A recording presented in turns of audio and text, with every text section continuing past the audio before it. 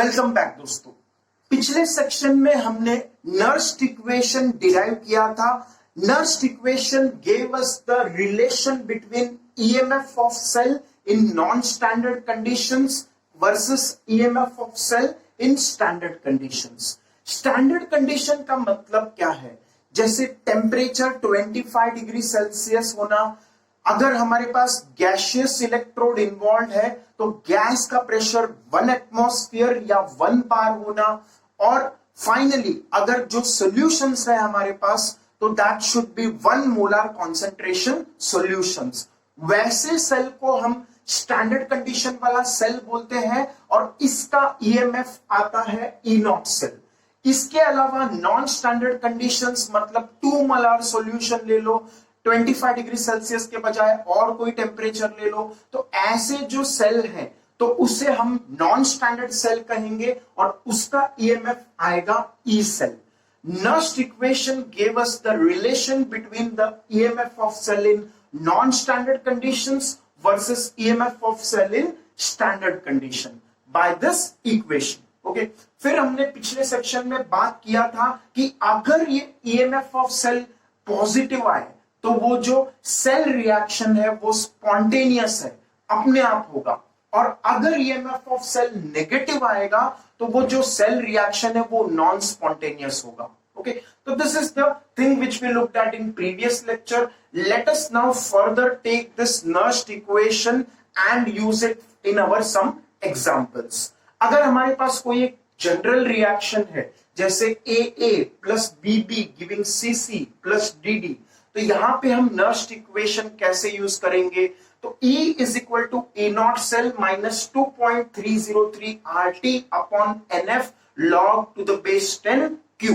ये हमारा Nernst equation है, तो यही इक्वेशन हम यहां यूज करेंगे। पर अगर टेम्परेचर 25 डिग्री सेल्सियस है तो हमने देखा था टेम्परेचर 25 डिग्री सेल्सियस को 298 केल्विन ले सकते हैं, R को 8.314 लेंगे, F का वैल्यू 1 फैराडे 96,500 कूलम लेंगे, and if we do the calculation this term will come out to be 0.0592। तो इसको हम 0.0592 सब्स्टिट्यूट कर देंगे। अब हमारा जो नर्स्ट इक्वेशन है वो बन जाएगा E cell is equal to E naught cell minus 0.0592 upon n as it is जो डिनोमिनेटर में है log of Q. Q is reaction quotient, उसका वैल्यू हम सब्स्टिट्यूट करेंगे concentration of products raised to their stoichiometric coefficient upon concentration of reactants raised to its stoichiometric coefficients. तो ऐसा हमारा Q का वैल्यू हमने सब्स्टिट्यूट किया and this is our Nernst equation. अब अगर मान लो और एग्जांपल्स लेना है, एक स्पेसिफिक एग्जांपल का बात करें, जैसे हमारे पास कोई एक सेल है cadmium giving cadmium +2 anode side में और कैथोड साइड में Cu+2 giving copper. Anode side में ऑक्सीडेशन हो रहा है, cadmium going from cadmium to cadmium +2, and cathode side में रिडक्शन हो रहा है, कॉपर +2 बिकमिंग कॉपर सॉलिड। तो ऐसा अगर हमारे पास एक गैल्वेनिक सेल है तो उसके लिए हम नर्स्ट इक्वेशन कैसे लगाएंगे? तो for that let us first understand the oxidation half reaction and reduction half reaction for this cell. ये अगर हमारे पास सेल है तो लेफ्ट साइड में ऑक्सीडेशन होगा, cadmium becoming cadmium +2, right side में रिडक्शन होगा, Cu+2 बिकमिंग कॉपर। तो ये हम लोग यहां पे देख रहे हैं। ऑक्सीडेशन हाफ रिएक्शन क्या है? कैडमियम सॉलिड फॉर्म में बिकम्स कैडमियम +2 इन एक्वियस फॉर्म +2 इलेक्ट्रॉन्स। एक तरह से कैडमियम ने 2 इलेक्ट्रॉन्स लूज कर दिए, लॉस ऑफ इलेक्ट्रॉन्स मतलब ऑक्सीडेशन, और ये एनोड का हाफ रिएक्शन है। ऐसे ही अगर कैथोड का हाफ रिएक्शन बात करें तो कैथोड पे रिडक्शन होगा, Cu+2 ions will take those 2 electrons. जो कैडमियम से 2 इलेक्ट्रॉन्स बाहर आएंगे यहां पे इस रिएक्शन में, वो कॉपर एक्सेप्ट कर लेगा। Acceptance of electrons, gain of electrons मतलब रिडक्शन हो रहा है, कैथोड पे हो रहा है, तो Cu+2 electrons become copper metal. Okay, अब इन दोनों हाफ रिएक्शंस को अगर हम ऐड कर दे तो we will get this kind of reaction Cd plus Cu+2 electrons giving Cd+2 plus Cu+2 electrons. इसको इसके साथ ऐड कर दो, इसको इसके साथ ऐड कर दो, रिएक्टेंट्स रिएक्टेंट के साथ ऐड होंगे, प्रोडक्ट्स प्रोडक्ट के साथ ऐड होंगे, and we get this overall cell reaction. अब यहां पे टू इलेक्ट्रॉन्स कैंसिल हो जाएंगे, रिएक्टेंट्स के 2 इलेक्ट्रॉन्स, प्रोडक्ट के 2 इलेक्ट्रॉन्स कैंसिल होके हमें ओवरऑल सेल रिएक्शन मिलेगा CD plus Cu plus 2 giving Cu plus CD plus 2, जहां पे हमारे पास ions are in aqueous medium and जो हमारे पास है वो ऑक्सीडेशन स्टेट 0 है, जैसे कैडमियम का या फिर कॉपर का, वो हमारे पास मेटेलिक फॉर्म में आएगा। तो this is the overall cell reaction. तो अगर हम ऐसा सेल लेते हैं तो उसका ओवरऑल सेल रिएक्शन ऐसा आएगा। अब अगर हम लोग रिएक्शन कोशेंट Q का बात करें, if I talk about the reaction quotient Q, तो रिएक्शन कोशेंट हो या इक्विलिब्रियम कांस्टेंट हो, हम लोग क्या लेते थे, we had considered the solid part as unity. जो भी सॉलिड फॉर्म में है उसको हम यूनिटी लेते थे, क्योंकि हम मानते हैं कि सॉलिड्स का कॉन्सेंट्रेशन चेंज नहीं होता है। यूनिटी ले लिया, 1 ले लिया। ओके, तो ऐसे ही यहाँ पे कैडमियम का भी कॉन्सेंट्रेशन क्या ले लेंगे, 1 यूनिटी। ओके, तो इसीलिए हमारे पास जो रिएक्शन कोशेंट Q आएगा, that will B concentration of cadmium ions upon concentration of copper ions. Okay, क्योंकि ये जो है ये एक्वियस फॉर्म वाला हमें लेना है, तो Q का वैल्यू इस रिएक्शन के लिए आएगा from ionic equilibrium chapter CD plus 2 upon Cu plus 2। तो CD plus 2 concentration upon Cu plus 2 concentration. तो ऐसा हमारा नर्स्ट इक्वेशन आ जाएगा। अभी तुम सोचोगे कि ये 2 कहां से आया, तो because 2 electrons are involve here. याद करो ये जो N का वैल्यू था, what was this N? This is the number of moles of electrons involved in the reaction। तो यहाँ पे कितने मोल्स इलेक्ट्रॉन्स के इन्वॉल्व है, यहां से वहां हो रहे हैं, तो electrons involve are 2 moles electrons. Okay, तो इसीलिए हम लोग ने यहाँ पे 2 ले लिया। तो this is how we write the Nernst equation for this cell reaction. ऐसे ही कोई भी सेल रिएक्शन मिले तो हम उसके लिए नर्स्ट इक्वेशन इजीली लिख सकते हैं। फिर आगे जाके अगर हम और एक एग्जांपल ले, ये हमने फुल सेल लिया था, पूरा सेल लिया है, जहां पे एनोड भी है कैथोड भी है। अब अगर हमें सिर्फ हाफ सेल दिया हो, आधा ही सेल दिया हो, तो उसके लिए हम कैसे नर्स्ट इक्वेशन लिखेंगे? तो now let us calculate the electrode potential for a half cell. Okay, तो हम लोग Zn प्लस 2 से Zn, ये जो हमारे पास हाफ सेल है, क्योंकि हमारे पास हाफ सेल नोटेशन क्या था, पहले हम सोल्यूशन लिखते थे अगर याद रहेगा तो, फिर बाद में हम रॉड लिखते थे। For the notation of half cell we first write the solution part and then we write the rod part. तो Zn sulphate solution forms Zn। तो ऐसा हमारे पास ये हाफ सेल नोटेशन है। अब हमें इलेक्ट्रोड पोटेंशियल निकालना है। केमिस्ट्री में हमेशा हम रिडक्शन पोटेंशियल का बात करते हैं, तो इसीलिए हम रिडक्शन पोटेंशियल फाइंड करेंगे। तो रिडक्शन पोटेंशियल फाइंड करने के लिए पहले तो रिडक्शन रिएक्शन निकालना पड़ेगा। तो what is the reduction reaction involve here? देखो, एक्चुअली तो जिंक का ऑक्सीडेशन होता है, zinc loses electrons and it forms Zn plus 2 ions. तो क्या हो जाएगा actual reaction, Zn giving Zn plus 2 electrons. But ये तो ऑक्सीडेशन का बात है, हम लोग को रिडक्शन चाहिए। रिडक्शन मतलब डिक्रीज इन ऑक्सीडेशन नंबर। तो डिक्रीज इन ऑक्सीडेशन नंबर के लिए हम क्या लिखेंगे, Zn plus 2 becomes Zn 2 oxidation state से 0 ऑक्सीडेशन स्टेट में जा रहा है, तो रिडक्शन वाला हमारे रिएक्शन लिखेंगे हम लोग Zn plus 2 electrons giving Zn। Okay, अब इस रिएक्शन में फिर से ये सॉलिड फॉर्म में है, तो सॉलिड का हम कॉन्सेंट्रेशन क्या लेते हैं, यूनिटी, तो ये 1 ले लेंगे। अब फिर से नर्स्ट इक्वेशन लगाया, E is equal to E naught minus 0.0592 upon small n log of Q। तो ये हमारा इक्वेशन है। अब Q का वैल्यू क्या आएगा हमारे पास, Q is what, product concentration upon reactant concentration.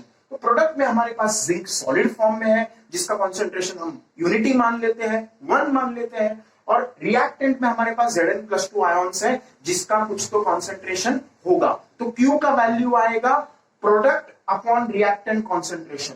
तो प्रोडक्ट मतलब 1 अपॉन Zn प्लस 2 कॉन्सेंट्रेशन। तो इसीलिए Q का वैल्यू मैंने क्या लिखा, 1 upon Zn plus 2 concentration. Okay, तो ऐसा हमारा Q का वैल्यू है। बाकी तो ये इक्वेशन तुम्हें समझ में आ रहा होगा। How many moles of electrons involve, 2, तो इसलिए n मैंने 2 ले लिया। तो हमारा इक्वेशन आ जाएगा E Zn is equal to E naught Zn minus 0.0592 upon 2 log to the base 10 1 upon Zn plus 2 concentration.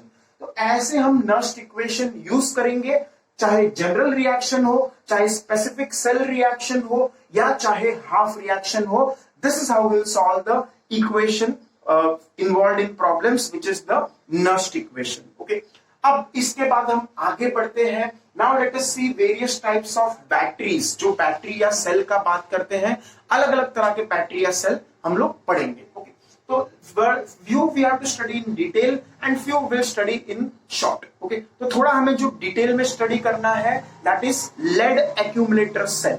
Lead accumulator cell का मतलब है जो हमारा घर पे इन्वर्टर का बैटरी है।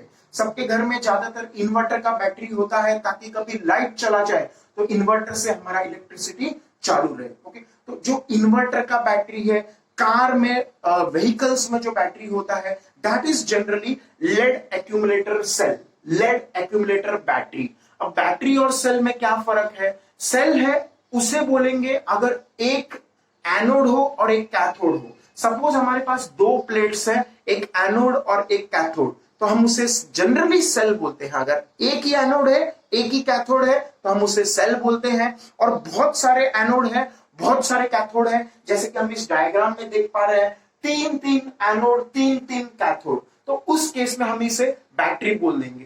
Combination of cells is generally called a battery. तो स्ट्रिक्टली स्पीकिंग इसे कहना चाहिए बैटरी, क्योंकि तीन एनोड तीन कैथोड है। लेकिन हम लोग ये टर्म आजकल इंटरचेंजेबली यूज करते हैं। हम सेल को बैटरी बोल देते हैं, बैटरी को सेल बोल देते हैं। तो it is one and the same today, but strictly speaking if we consider a cell, it has only one anode and one cathode. Battery has multiple anodes, multiple cathodes. So it is combination of cells that forms a battery. Okay? तो ये हम लोग lead accumulator cell को समझते हैं कैसे ये work करेगा।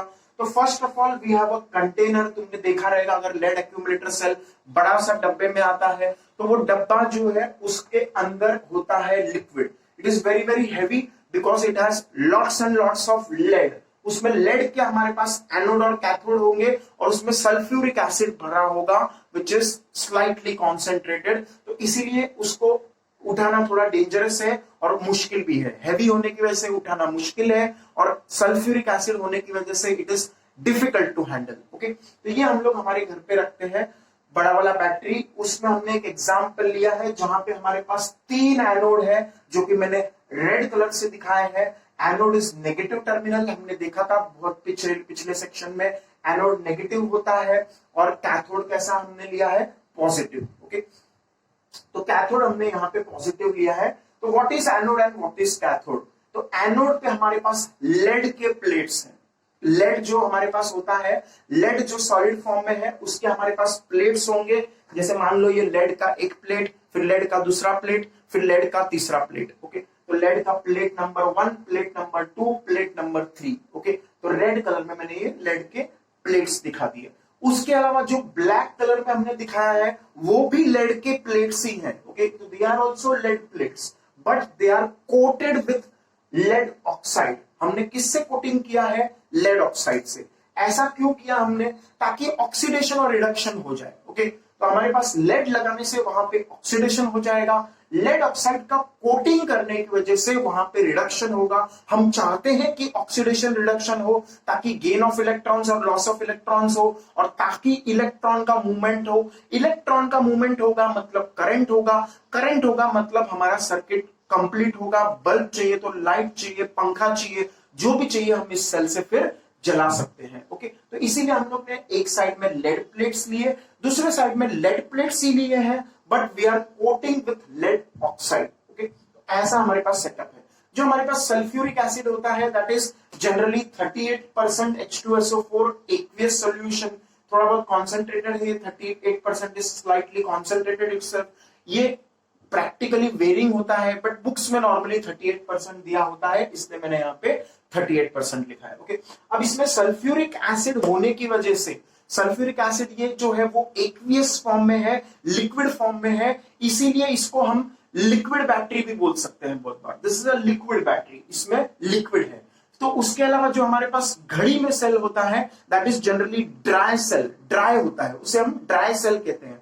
ड्राई सेल क्यों कहते हैं? क्योंकि उसके अंदर लिक्विड नहीं होता, इट इज सेमी सॉलिड। जो ड्राई सेल हम घड़ी में यूज करते हैं, रिमोट में यूज करते हैं, they are dry cells they are called dry cell because they have semi solid substance in them, जहां जबकि यहाँ पे क्या है हमारे पास लिक्विड है, तो इनको लिक्विड बैटरीज भी बोल सकते हैं हम लोग बहुत बार। ओके, तो ऐसा हमारे पास है। अब मान लो जो अगर सिर्फ एक एनोड एक कैथोड होता तो इसका कॉम्बिनेशन हमें 2 वोल्ट्स देता, तो यहाँ पे 3 एनोड कैथोड के कॉम्बिनेशन। देखो मान लो अगर एक एनोड कैथोड का कॉम्बिनेशन 2 वोल्ट दे रहा है हमें, तो और एक एनोड कैथोड का कॉम्बिनेशन और एक 2 वोल्ट देगा, और एक एनोड कैथोड का कॉम्बिनेशन और एक 2 वोल्ट देगा, तो 2 वोल्ट्स 2 वोल्ट्स 2 वोल्ट 6 वोल्ट हो जाएगा। तो ऐसे अगर हम लोग ने मान लो 6 कॉम्बिनेशंस लिए तो 12 वोल्ट का बैटरी बन जाएगा, जो कि हम नॉर्मली घर पे यूज कार के बैटरी में यूज करते हैं। तो that is generally a 12 volt battery. Okay, 12 volt inverter battery बोलते हैं, जो कि हम व्हीकल्स में यूज करते हैं। ओके, तो 12 वोल्ट कैसे हो जाएगा? ऐसे एनोड कैथोड के 6 कॉम्बिनेशन होंगे, इसका 2 वोल्ट, उसका 2 वोल्ट, उसका 2 वोल्ट, उसका 2 वोल्ट, उसका 2 वोल्ट, उसका 2 वोल्ट, तो 6 बार 2 वोल्ट्स मेक्स 12 वोल्ट्स, और ये हम बैटरी फिर कार में यूज करेंगे। ओके, तो this is about the construction of the battery. Let us now look at the reactions, the chemical reactions involved in a lead accumulator battery. So we will as usual have oxidation at the anode and reduction at the cathode. Oxidation at anode, तो हमारे पास anode पे कौन है? Anode पे हमने connect किया है lead plates, तो लेड प्लेट्स है हमारे पास एनोड पे। ऑक्सीडेशन मतलब increase in oxidation number, oxidation number increase होना, तो पीबी जो है उसका ऑक्सीडेशन नंबर बढ़ के कितना हो जाएगा? Generally lead goes from 0 to PB plus 2, 0 oxidation state से 0 से +2 जाएगा, तो इसीलिए मैंने ऑक्सीडेशन हाफ रिएक्शन लिखा है। Lead PB in solid form loses 2 electrons and forms Pb plus 2 ions in aqueous form, और ये 2 इलेक्ट्रॉन मैंने दिखा दिए जो कि इसने लूज किए हैं। अब ये जो 2 इलेक्ट्रॉन्स लूज किए हैं लेड ने, वो हम रिडक्शन में यूज करेंगे।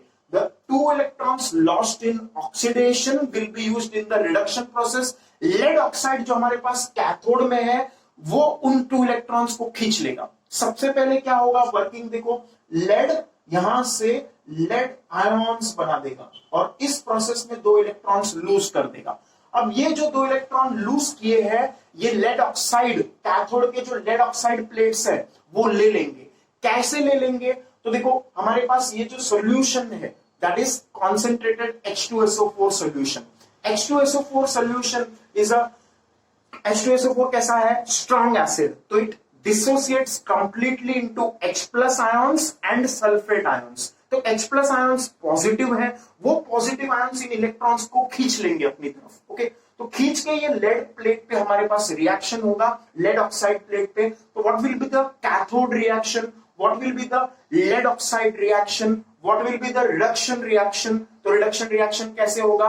Gain of electrons. तो at cathode we will have lead oxide in solid form and 4H plus aqueous form. This comes from H2SO4 and 2 electron accept करके ये बना देगा Pb plus 2। ओके, देखो यहाँ पे रिडक्शन क्यों है?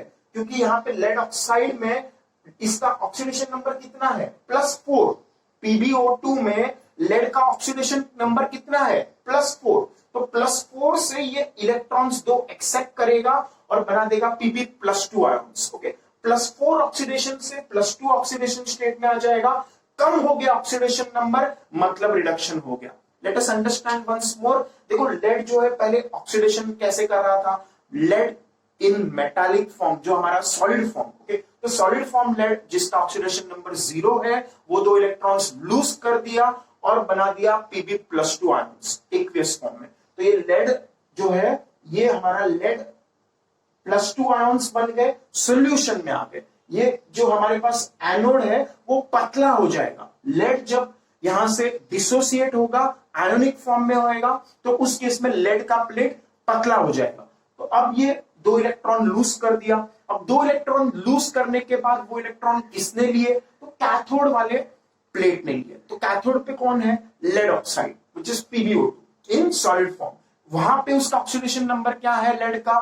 तो PbO2 में लेड का ऑक्सीडेशन नंबर 4 होगा। ये तो हमने रिडॉक्स रिएक्शन में पढ़ा है अच्छे से। नहीं पढ़ा तो रिडॉक्स रिएक्शन पढ़ो, there you will understand how to get the value of lead oxidation number here as +4। ओके, तो Pb +4 है और यहाँ पे तो हमें आयोनिक फॉर्म में +2 में दिख रहा है, तो +4 से +2 मतलब डिक्रीज इन ऑक्सीडेशन नंबर हुआ। ये कैसे पॉसिबल हुआ?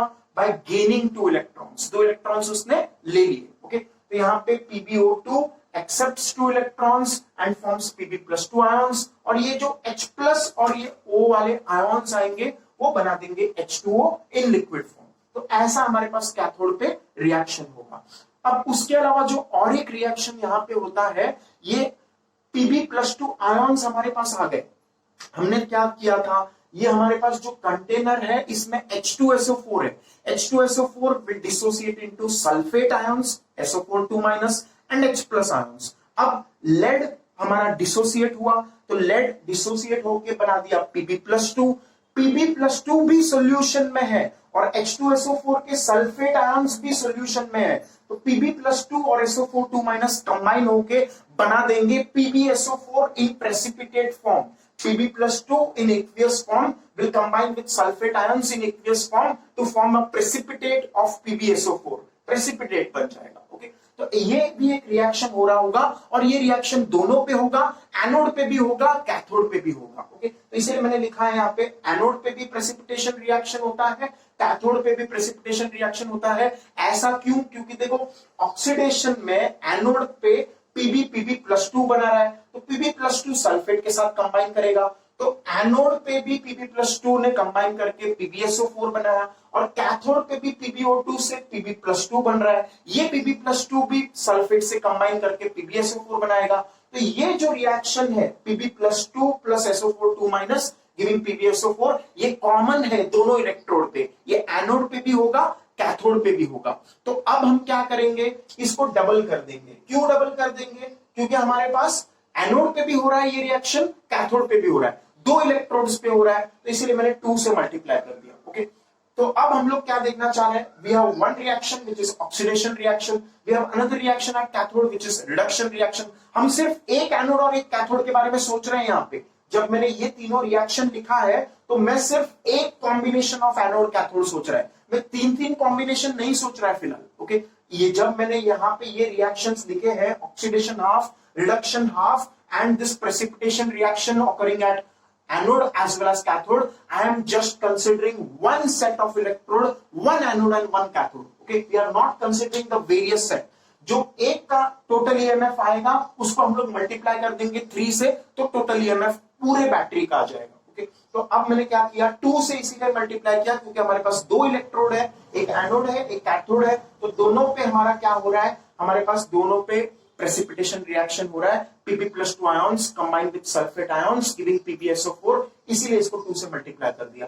अब मैं क्या करूंगा, इस रिएक्शन को, इस रिएक्शन को, इस रिएक्शन को, तीनों को मैं ऐड करूंगा। Just like we have added some time back, हम लोग ऑक्सीडेशन हाफ रिडक्शन हाफ को ऐड करके ओवरऑल सेल रिएक्शन निकाला, हमेशा निकाला है हर सेक्शन में, ऐसा ही प्रोसेस हम यहां करेंगे। तो हमें क्या होगा, रिएक्टेंट्स को रिएक्टेंट से ऐड करना है, तो Pb एक रिएक्टेंट है, PbO2 एक रिएक्टेंट है, 4H+ एक रिएक्टेंट है, 2Pb2+ भी एक रिएक्टेंट है, 2SO4 2- भी एक रिएक्टेंट है। तो इन सब रिएक्टेंट्स को ऐड कर दो और हम लोग 2 इलेक्ट्रॉन भी ऐड कर देंगे, तो हमारा रिएक्टेंट पे क्या आएगा, Pb + PbO2 + 4H+ + 2 इलेक्ट्रॉन। यहाँ पे हम लोग 2 इलेक्ट्रॉन नहीं लिखे क्योंकि वो कैंसिल होने वाला है, फिर भी अगर लिखना चाह रहे हो तो let me right 2 electron. Okay, तो देखो फिर से देखो, रिएक्टेंट पे Pb + PbO2 + 4H+ + 2 electron + 2Pb + 2 + 2SO4 2-, तो हम लोग ओवरऑल ऐड कर देंगे। ओके, फिर उसके बाद प्रोडक्ट साइड में हमारे पास क्या है, प्रोडक्ट साइड में हमारे पास आएगा Pb + 2 + 2 electron + Pb + 2 + 2H2O + 2 PbSO4, ऐसा आएगा। ओके, जब हम लोग दोनों साइड में, रिएक्टेंट साइड में, प्रोडक्ट साइड में 2 इलेक्ट्रॉन कैंसिल कर देंगे और उसके अलावा जो हमारे पास ये Pb + 2 और सल्फेट आयंस कंबाइन कर देंगे टू फॉर्म PbSO4, तो हमारा ओवरऑल सेल रिएक्शन ऐसा आएगा, Pb solid + PbO2 + 4H+ + 2 sulphate ions giving 2 PbSO4 + 2H2। Okay, ऐसा रिएक्शन आएगा। ये वर्कआउट करो, this will come out to be, when you add these 3 reactions you will automatically get this. और एक जो बात तुम कर सकते हो, H+ और SO4 2-, 2H+ and SO4 2- will give 1 H2SO4 4H plus and 2SO4 2 minus will give 2H2SO4। तो इसीलिए हम लोग जो ओवरऑल सेल रिएक्शन लिखेंगे उसमें हमारे पास 2H2SO4 आ गया। ओके, तो ये हमारा ओवरऑल सेल रिएक्शन है, Pb plus PbO2 plus 2H2SO4 giving PbSO4 twice plus 2H2O। ये PbSO4 लेड सल्फेट का जो यहाँ पे प्रेसिपिटेट बनेगा, this will be in precipitate form. Okay, अब ये H2SO4 का कॉन्सेंट्रेशन धीरे धीरे कम होते जाएगा। जैसे जैसे हम इलेक्ट्रिसिटी प्रोड्यूस करते जाएंगे, बल्ब यहाँ पे अगर लगा दिया और बल्ब अगर जल रहा है तो धीरे धीरे H2SO4 का कॉन्सेंट्रेशन कम होते जाएगा। तो जैसे जैसे H2SO4 का कॉन्सेंट्रेशन घटते जाएगा, मान लो इनिशियली जब तुम ये नया बैटरी ले लो या नया सेल ले लो, एक कॉम्बिनेशन ऑफ सेल तुम्हें इनिशियली 2 वोल्ट देगा, पर धीरे धीरे ये 1.9 हो जाएगा, 1.8 हो जाएगा, तो वोल्टेज धीरे धीरे कम होते जाएगा। तो वोल्टेज जब कम होगा, मान लो 1.8 वोल्ट हो गया, तो हम लोग का कॉन्सेंट्रेशन ऑफ H2SO4 सोल्यूशन कम होता है। तो 2 वोल्ट पे जो H2SO4 का कॉन्सेंट्रेशन था 38%, अब अगर वोल्टेज कम हो गया है तो H2SO4 कॉन्सेंट्रेशन घट जाएगा। तो H2SO4 कॉन्सेंट्रेशन घट जाने पे 1.8 वोल्ट होने पे फिर से हम क्या करेंगे, फिर से चार्जिंग चालू कर देंगे। फिर से जो हमारा डिस्चार्जिंग हुआ है इस बैटरी का, उसको फिर से हम चार्ज करना चालू कर देंगे। तो चार्जिंग में क्या होगा, हमारे पास यही रिएक्शंस होंगे बट रिवर्स में होंगे। In the discharging we have these set of equations, in the charging process we have reverse set of equations। देखो एनोड पे हमारे पास Pb giving Pb plus 2 electron हो रहा था, डिस्चार्जिंग में हो रहा है ये, चार्जिंग में हम उल्टा लिखेंगे, Pb plus 2 electron giving Pb, उल्टा लिखेंगे। फिर कैथोड पे हम डिस्चार्जिंग में क्या लिख रहे थे, PbO2 plus 4H plus 2 electron giving Pb plus 2H2 in liquid form. तो डिस्चार्जिंग में ये हुआ, चार्जिंग में क्या लिखेंगे, उल्टा लिखेंगे, Pb plus 2H2 in liquid form giving PbO2 in solid form plus 4H plus in aqueous form plus 2 electron। Overall cell reaction भी ऐसा ही आएगा। और ये एनोड कैथोड पे प्रेसिपिटेशन रिएक्शन भी उल्टा होगा, PbSO4 twice will form 2 Pb plus 2 sulphate ion. फिर उन 3 रिएक्शंस को ऐड कर देंगे और हमें ओवरऑल सेल रिएक्शन आ जाएगा 2 PbSO4 plus 2 H2O giving Pb plus 2 PbSO4 plus PbO2। और ये हमारा ओवरऑल सेल रिएक्शन चार्जिंग के लिए होगा, उल्टा रिएक्शन आएगा चार्जिंग के लिए, that is the only thing. Okay, तो इस टाइप के जो हमारे पास सेल हैं, इनको हम नाम देते हैं सेकेंडरी सेल। इनको क्या नाम देते हैं, सेकेंडरी सेल। अब ये सेकेंडरी सेल नाम क्यों दिया या सेकेंडरी बैटरी नाम क्यों दिया, क्योंकि यहाँ पे चार्जिंग डिस्चार्जिंग दोनों हो सकता है, चार्जिंग भी हो सकता है, डिस्चार्जिंग भी हो सकता है। जैसे मोबाइल का बैटरी है, उसमें चार्जिंग भी होगा, डिस्चार्जिंग भी होगा, तो उसे हम सेकेंडरी सेल कहेंगे या सेकेंडरी बैटरी कहेंगे। लेकिन घड़ी में जो सेल होता है उसका सिर्फ डिस्चार्जिंग होता है, घड़ी का सेल का हम वापस चार्जिंग नहीं कर सकते। जो नॉर्मली 10-20 रुपए का सेल यूज करते हैं हम लोग, ड्राई सेल जिसे बोलते हैं, तो उसमें हम चार्जिंग नहीं कर सकते। तो चार्जिंग नहीं कर सकते तो that will be called as primary cell. जिसका चार्जिंग हो सके तो दैट इज सेकेंडरी सेल, जिसका चार्जिंग नहीं हो सके, सिर्फ डिस्चार्जिंग हो सके, that is called as primary cell। तो after this we will study secondary primary cell। जो हमने अभी स्टडी किया लेड एक्यूमुलेटर सेल, यहाँ पे चार्जिंग भी हो सकता है, डिस्चार्जिंग भी हो सकता है, इसीलिए ये सेकेंडरी सेल है। लेकिन अगर ऐसा सेल है जिसका सिर्फ डिस्चार्जिंग होगा, लाइक ड्राई सेल, तो उसको हम प्राइमरी सेल कहेंगे।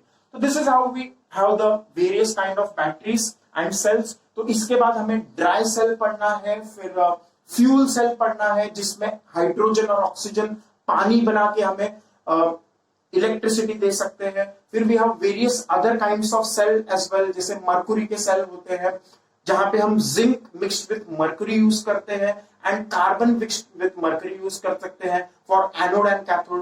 Then we have other kind of cells also like nicad cell, nickel cadmium cell. तो we have to study few of them and then we will complete this cells or batteries।